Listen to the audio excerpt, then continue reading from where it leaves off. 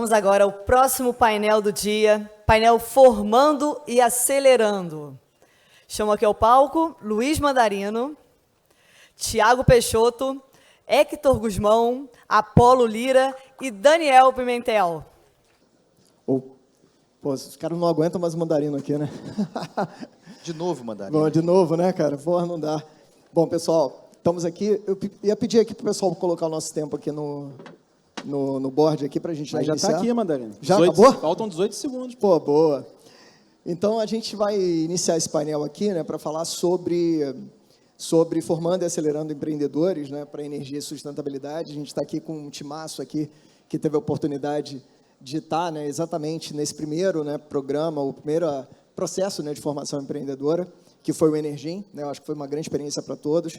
E eu queria iniciar aqui a conversa, né, iniciando aí, fazendo uma pergunta, né, e já direta, né, para o Daniel, e depois pedindo aí para o Apolo seguir, e aí pedir, Daniel, para você dar as tuas primeiros pontos aí de comentário, e colocar, né, como é que você vê, né, a questão, a importância, né, de você fazer a conexão entre academia e, no caso, o ambiente empreendedor, né? A gente vê essa dificuldade, muitas vezes, né, desse processo conectivo, e a gente viu isso muito, né, dentro da Energim, e uma forma da gente poder superar. Então, se pudesse falar um pouquinho sobre isso aqui. Excelente, Mandarino. Obrigado pela pergunta. E sendo bem objetivo, acho que o professor Lars aqui trouxe alguns elementos essenciais.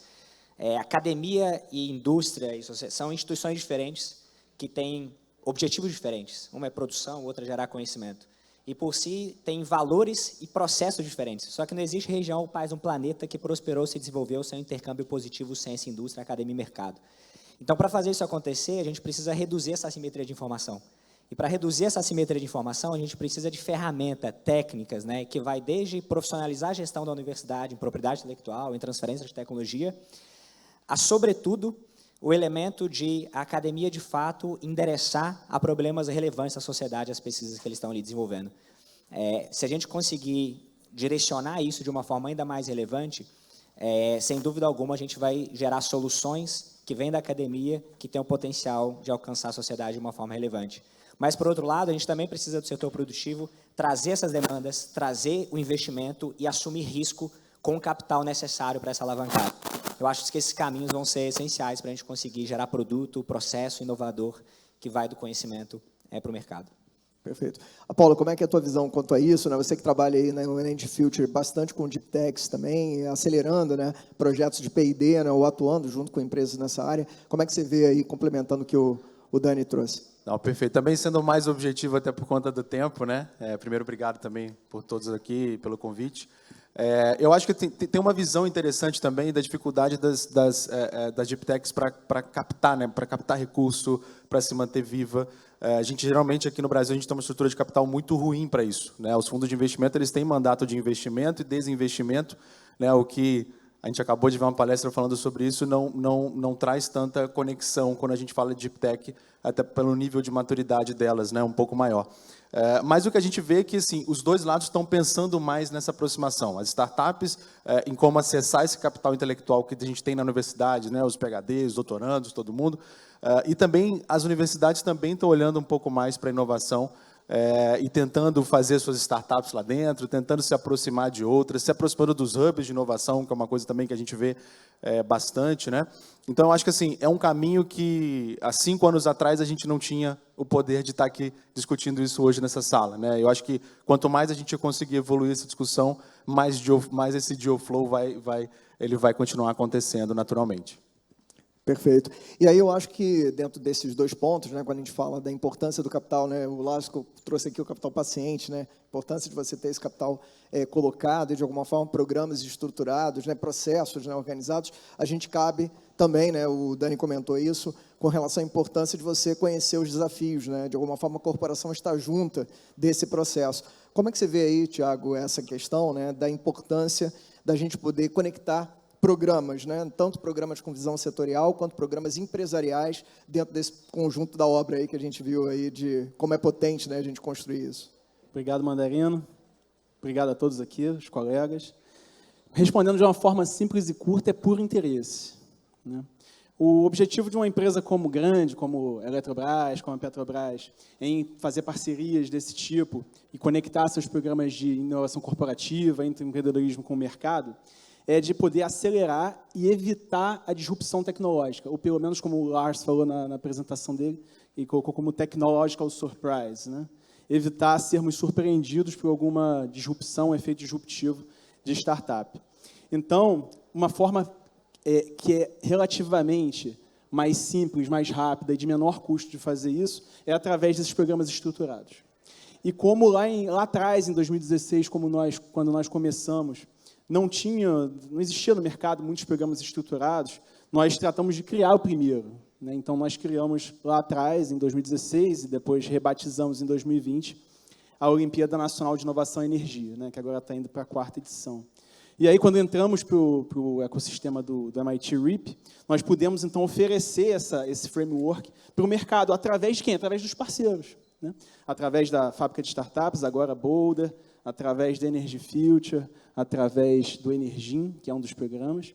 E, dessa forma, nós criamos essa malha para permitir que estejamos cada vez mais conectados uns com os outros, que as startups possam conhecer outros potenciais parceiros e simplificar e reduzir o custo desse investimento para as empresas.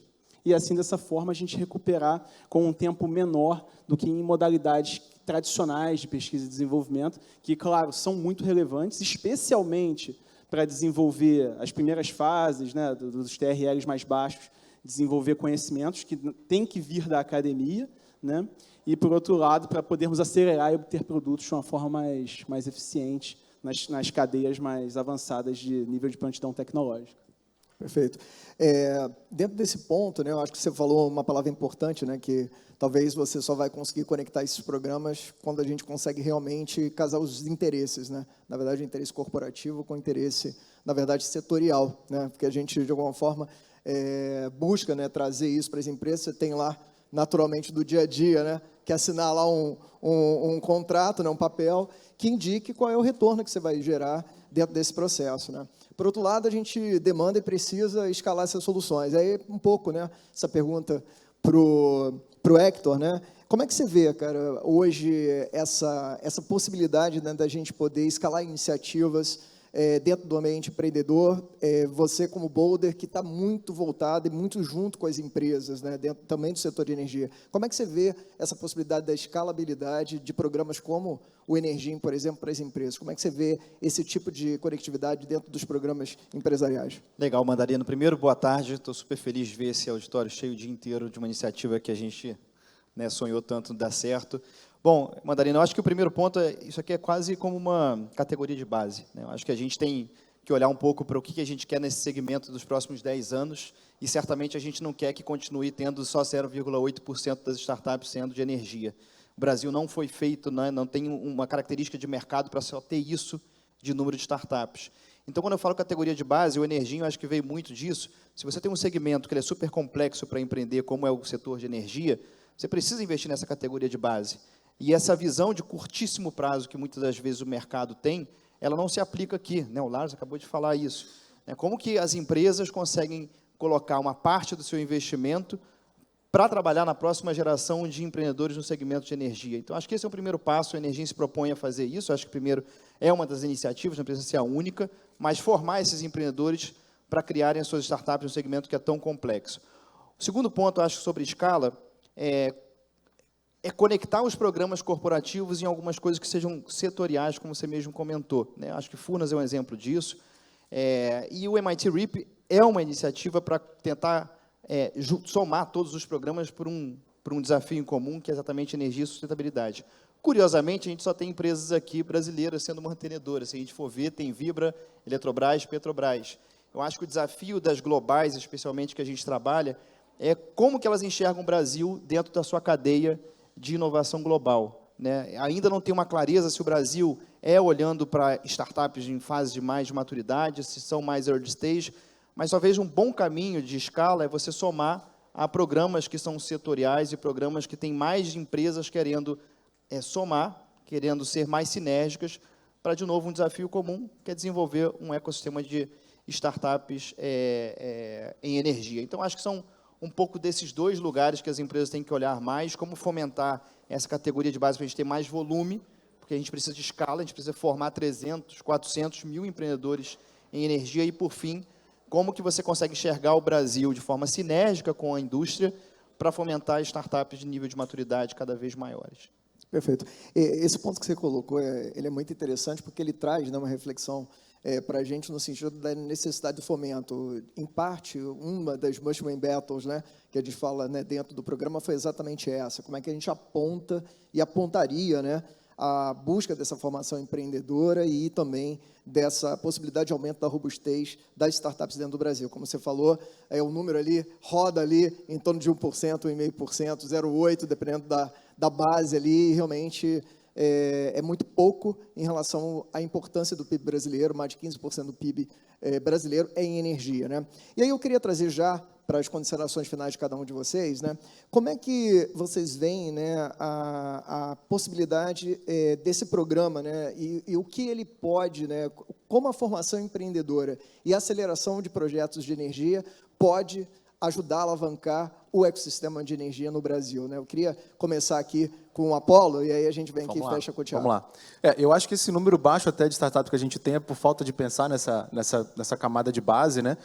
E pensando também nesse modelo que a gente está vivendo agora, mais disruptivo, onde o mercado de energia também ele vai ampliar, né? Os consumidores vão poder escolher de quem comprar energia, eu acho que isso tudo também pode acelerar um pouco mais o processo de pensar mais no consumidor final. E aí, pensando muito na nossa estrutura de funding hoje, que olha muito para os modelos mais explosivos, né, de resultado ou de crescimento, isso pode ser benéfico para a gente também ter mais deals de M&As, ter mais compras de startups nesse sentido. Agora, quando a gente fala de Deep Tech, realmente, assim, a gente, inclusive, dentro do programa, se deparou com algumas muito interessantes, mas que a gente não tinha capacidade financeira para testar se aquela disrupção realmente ela iria à frente ou não.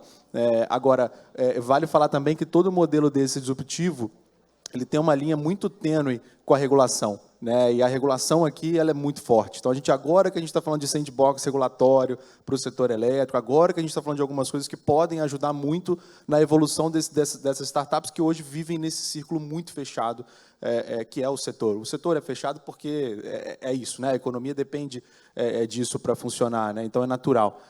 Agora, eu acho que, de novo, é um caminho que a gente tem muito, muito longo aí pela frente e de boas perspectivas, né? Você, Hector, como é que é a tua visão quanto a isso? Bom, eu acho que tem o Maurício, da FAPERJ falou mais cedo sobre um programa chamado Doutor Empreendedor, né? E que eu acho que é uma outra iniciativa que você consegue dar mais volume, mais escala para essa massa de bons empreendedores do mercado de energia, que é o intraempreendedorismo, né? É como que as empresas cada vez fomentam mais que o capital intelectual que está dentro das empresas de energia consigam ser fomentadas para inovar. Ali você tem um ambiente super propício. Ali você tem capital, ali você tem infraestrutura, tem laboratório, tem verba de P&D, e você tem um capital intelectual de anos e anos dessa indústria que precisa ser fomentado para empreender. Então, aqui também tem um braço de como que a gente consegue dar mais escala, não necessariamente para uma formação, mas quase com uma realocação de capital intelectual para você ter mais startups em energia no mercado brasileiro. Eu acho que um ponto que eu concordo muito que o Apollo traz é como que você cria, né? É claro que não é algo tão linear assim, mas como que você cria os estágios de investimento do capital público e o capital privado nessa jornada de uma Energy Tech. Né? A gente sabe que hoje você tem uma parte, até o Lars mostrou um número ali, do governo dando os seus grants, depois a verba de P&D vindo das corporações, para que quando chegue no VC ou no Private Equity, eles estejam muito mais propícios a investir, porque o risco já passou naquele capital que é para risco. Né? E aí você consegue dar, por um lado, formação, capital intelectual, por outro lado, funding, para essa startup crescer ao longo do tempo. Se essas coisas forem coordenadas, eu acho que esse é um grande desafio de nós, como time do MIT REAP, cada vez mais do ecossistema, eu acho que tende a cada vez mais escalar a Energy Tech no Brasil. Perfeito. A gente tem, eu acho que um panorama bem característico aqui no Brasil, né, talvez único, né, no mundo, que é a possibilidade das verbas obrigatórias. Eu acho que isso, conjuntamente com o ambiente regulatório, isso pode ser realmente o grande booster, né? Quando a gente falou isso para o time do MIT, você lembra, Exato. né? Exato. Tudo isso, né? Exatamente, né? Porque realmente é algo praticamente único, né, que o Brasil tem comparativamente com outros lugares do mundo, né? E para você, Daniel, como é que você vê essa questão aí que tanto o Apollo quanto que você pode complementar? Legal, Mandarino. Acho que, obviamente, tem vários viéses para isso, vai desde política pública, mission-oriented e tudo, mas focando especialmente na formação, eu acho que é muito interessante porque a gente precisa profissionalizar esse mercado, né? Quando você pensa, vou comprar um carro, você vai na tabela FIPE, você sabe quanto custa. Mas e se a gente está falando de uma nova forma de produção de hidrogênio verde? E se você está falando de uma nova forma de fissão nuclear? Quanto que vale essa tecnologia? Como é que se dá esses processos? Da mesma forma, quando a gente vê um empreendedor profissional, ele senta à mesa mais fácil. Ele tem uma visão estratégica mais clara, ele consegue destrinchar os stage gates da tecnologia melhor e levantar o melhor capital para isso, gerir o time melhor. E, às vezes, o desafio é muito menos tecnológico e muito mais de estratégia e gestão com um empreendedor, um cientista profissionalizado nessa agenda. E o que eu vejo é que a universidade tem se mobilizado de uma forma relevante com suas políticas e direcionamentos. A indústria tem feito cada vez mais os seus programas corporativos. O governo tem feito cada vez mais políticas de investimento, o Doutor Empreendedor, PIP, FINEP, BNDES. Mas ainda todos muito tímidos. A gente está na direção certa, mas a gente precisa muito acelerar o passo de todos esses atores. E eu acho que programas como esse estimulam e dão essa energia, e fazer parte desse ambiente nos energiza bastante e volta de uma forma muito positiva. Perfeito. E você, Thiago, olhando aí dentro da visão da corporação, aí, do interesse da corporação quanto a isso, como é que você vê isso? É muito interessante ver a fala dos colegas, porque você percebe uma palavra-chave nisso, que é a coordenação. Então, a Paulo falou uma série de fatores e de programas e de possibilidades. O Hector mencionou o capital dentro das empresas. Nosso colega da Emerge mencionou o capital que está dentro da universidade. E as políticas públicas, né? Você também mencionou. Então, eu acho que nós estamos no lugar certo. A hora é essa e o lugar é esse, e nós já começamos. Que é como coordenamos isso para potencializar, as ações potencializarem-se umas às outras. Então, a política pública entra para potencializar um programa já existente, um programa já existente faz uma conexão com outro programa já existente e isso se potencializa. Eu acho que isso pode ser feito através dessas metodologias que nós estamos replicando, né? No fundo, o que nós aqui no time Founder, né, do MIT RIP e todos os conectados estamos fazendo é aproveitando desenvolvimentos que nós já temos e tornando-os acessíveis às outras empresas. Isso é ganhar escala. Isso em vez da empresa Energia Y criar seu próprio programa de inovação corporativa ou criar um prêmio de inovação, um prêmio de qualquer coisa dela por conta própria, se conectar e aproveitar algo já existente. Porque existe muita economia, né? A margem de contribuição sobe, tudo sobe, todos ficam mais felizes. Eu acho que com essa sinergia que nós estamos criando aqui nesse ecossistema de energia e sustentabilidade, nós vamos, de fato, conseguir acelerar isso. O Energin está aqui, um programa de formação, então aberto ao ecossistema.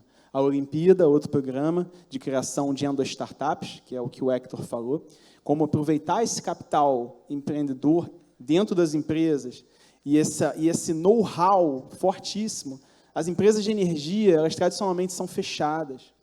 O desenvolvimento das empresas de energia, tradicionalmente, vem de P&D clássico, portas fechadas. A inovação aberta é um conceito relativamente, que é 15 anos, relativamente novo nessas empresas. Então, por que a gente não aproveita esses programas já existentes? Então, a mensagem que fica, como é que a gente leva, é a mensagem que, na verdade, não é para quem está aqui. Vocês que estão aqui, já são convertidos. Na verdade, essa mensagem é para quem vai ver esse programa depois, para quem está assistindo depois, para vir fazer parte. O MIT RIP, nosso programa, não é um clube das empresas que estão lá, não é isso. É, de fato, para o ecossistema. Então, venha fazer parte da próxima edição do Energin, venha fazer parte da próxima edição da Olimpíada. Quem é do governo, nós temos aqui um representante da hélice do governo, e os que vierem a substituir, porque o programa não existe sem as 5 pontas. Venha entender as necessidades das empresas, da academia, dos empreendedores, dos venture capitalists, e como isso pode ser acelerado através de política pública.